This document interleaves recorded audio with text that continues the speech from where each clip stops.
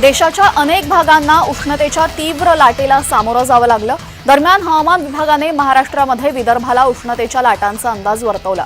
दरम्यान तापमानाचा पारा वाढला असून 42 ते 45 अंशांच्या दरम्यान तापमानाचा पारा वाढलेला आहे।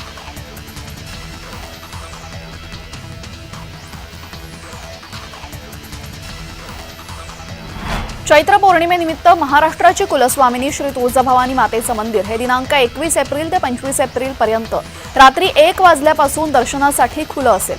एकूण 22 तास हे मंदिर दर्शनासाठी खुलं असेल। तर 25 एप्रिल पर्यंत भाविकांना घटशीळ रोड पार्किंग येथून बिडकर पाऱ्यापर्यंत दर्शन मंडपासाठी दर्शनासाठी जोडण्यात येणार आहे। मंदिरामध्ये प्रवेश दिला जाणार असून तात्काळ दर्शनासाठी बिडकर पायऱ्यांवरती सशुल्क देणगी पासही मिळणार आहे।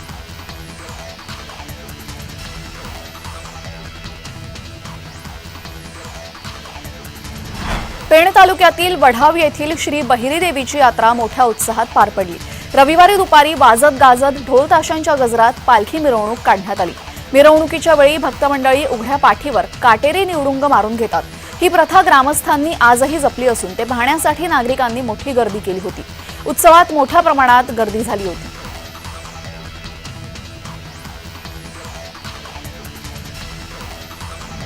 उन्हाळी सुट्टीसाठी लाल परी सज्ज झाली आहे। एसटी कडून जादा 63 गाड्या सोडण्यात येणार आहेत।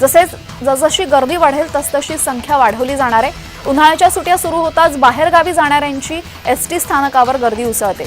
प्रवाशांची वाढती संख्या लक्षात घेऊन प्रवाशांचा प्रवास सुखकर करण्यासाठी एसटी महामंडळाने हा निर्णय घेतलाय। पुणे विभाग नियंत्रण कार्यालयाकडून यंदा पहिल्या टप्प्यामध्ये 63 जादा गाड्या सोडण्याचं नियोजन केलेलं आहे।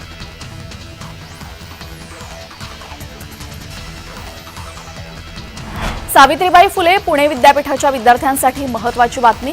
सत्र परीक्षांचा निकाल जून अखेरीस जाहीर होणार आहे। निवडणुकांचे परिणाम निकालावर होणार नाहीत। निकाल वेळेत लावण्यासाठी विद्यापीठाने सूचना दिल्या आहेत। उन्हाळी सत्र परीक्षांना सुरुवात झाली आहे। या दृष्टीने विद्यापीठाकडून नियोजन सुरू असल्याची माहिती समोर येते।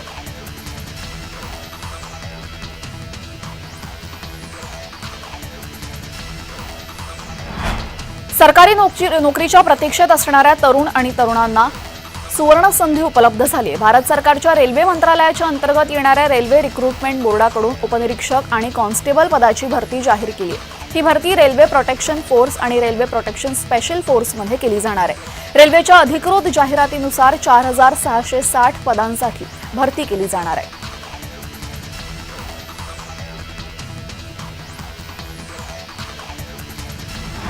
वाढत्या उन्हाच्या तापमानामुळे आणि पाण्याच्या कमतरतेमुळे पोल्ट्री चालकांचा व्यवसाय अडचणीत सापडलाय।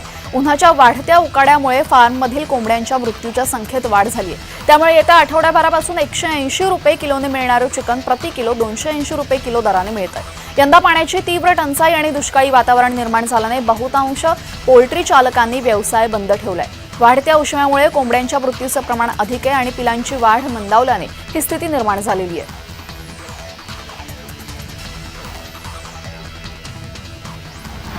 मागील 15 दिवसांपासून जायकवाडीच्या डाव्या आणि उजव्या कालव्यातून पिण्यासाठी पाणी सोडलं जात आहे। या पाण्यामुळे मराठवाड्यातील 260 तर पैठण तालुक्यातील 25 गावांची तहान भागवली जाते।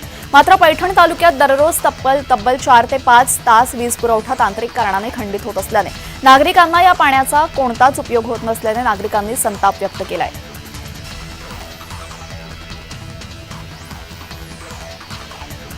लोकसभा निवडणुकीच्या पार्श्वभूमीवर पोलीस दलाकडून धुळे जिल्ह्यात ऑपरेशन ऑल आउट ही मोहीम राबवण्यात आली।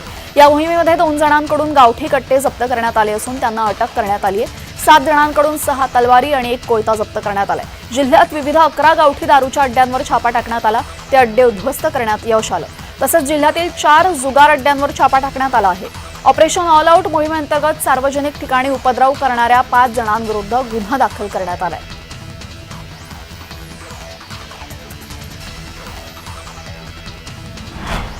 समुद्रातील पाण्याच्या भरतीसह खडकाळ भागामध्ये येऊन पडलेल्या 2 डॉल्फिन माशांची स्थानिक मच्छीमारांनी सुखरूप सुटका केली आहे। डहाणू समुद्र किनाऱ्यालगत असलेल्या खडकाळ भागामध्ये सकाळच्या सुमारास समुद्रातील पाण्याच्या भरतीसह आलेले 2 महाकाय डॉल्फिन मासे ओहोटीनंतर त्याच भागातील खडकांमध्ये अडकून पडले।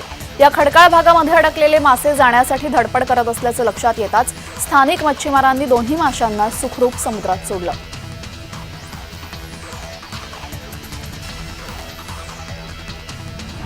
नवी मुंबईतील ऐरोली खाडी किनारी मोठ्या प्रमाणावर मासे मृत्युमुखी पडलेत। ऐरोलीच्या खाडी किनारी मृत माशांचा खच बघायला मिळतोय। दूषित पाणी आणि विसर्जित करण्यात येणाऱ्या घातक वस्तूंमुळे मासे मृत्युमुखी पडत असल्याचा आरोप स्थानिक कोळी बांधवांनी केलेला आहे। पारंपरिक मासे व्यवसायावर यामुळे मोठा परिणाम होतोय।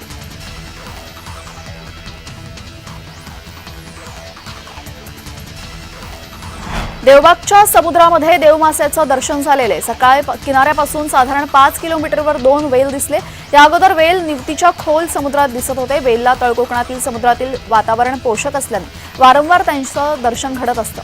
किनाऱ्यापासून साधारण 5 किलोमीटरवर दोन्ही वेल दिसले।